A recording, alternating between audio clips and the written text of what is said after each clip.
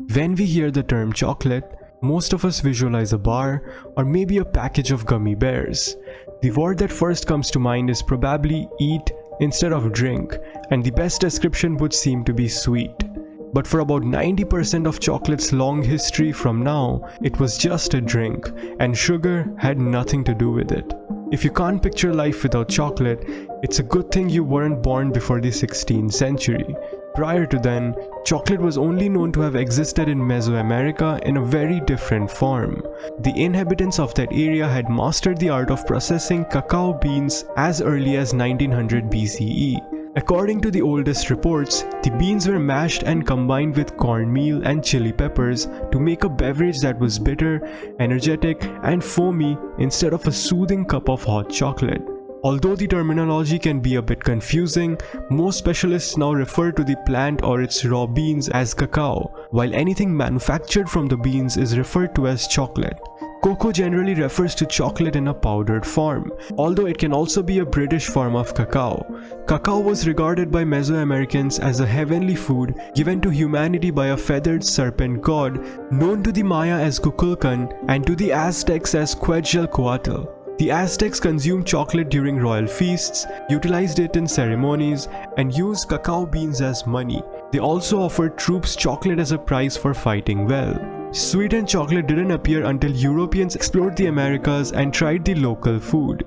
According to legend, the Aztec monarch Montezuma celebrated the arrival of the Spanish adventurer Hernando Cortés with a banquet that featured drinking chocolate after mistakenly believing him to be a reincarnated deity rather than an invading conqueror. By the 17th century, chocolate was a popular beverage across Europe. At first, the bitter flavor of chocolate made it useful as a remedy for illnesses like upset stomachs, but adding honey, sugar, or vanilla rapidly transformed it into a favorite treat at the Spanish court.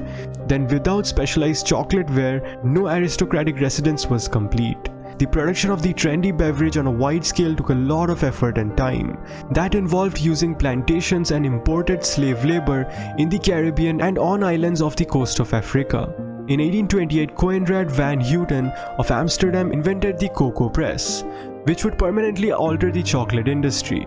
The natural fat or cocoa butter in cocoa could be separated thanks to Van Houten's innovation. This left behind a powder that could either be blended again with cocoa butter to make the solid chocolate we know and love today, or it could be used to make a drinkable solution. Soon after, a Swiss chocolatier by the name of Daniel Peter added powdered milk to the mixture, creating the first milk chocolate.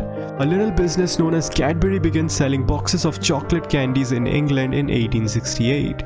A few years later, Nestle, another brand that you might recognize, was the first to introduce milk chocolate to the market. By the 20th century, chocolate had evolved into a delight for the general public rather than a status symbol. Meeting the massive demand required more cultivation of cocoa, which can only grow near the equator.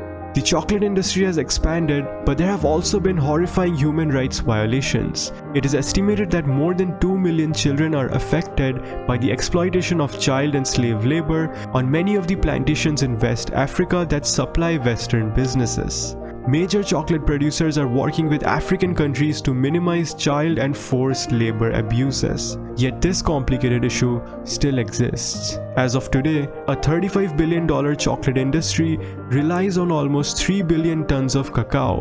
One of the pillars of our culture's tradition is chocolate. Due to its historical connections to indigenous cultures and the influence of advertising, chocolate still expresses an air of delight and luxury.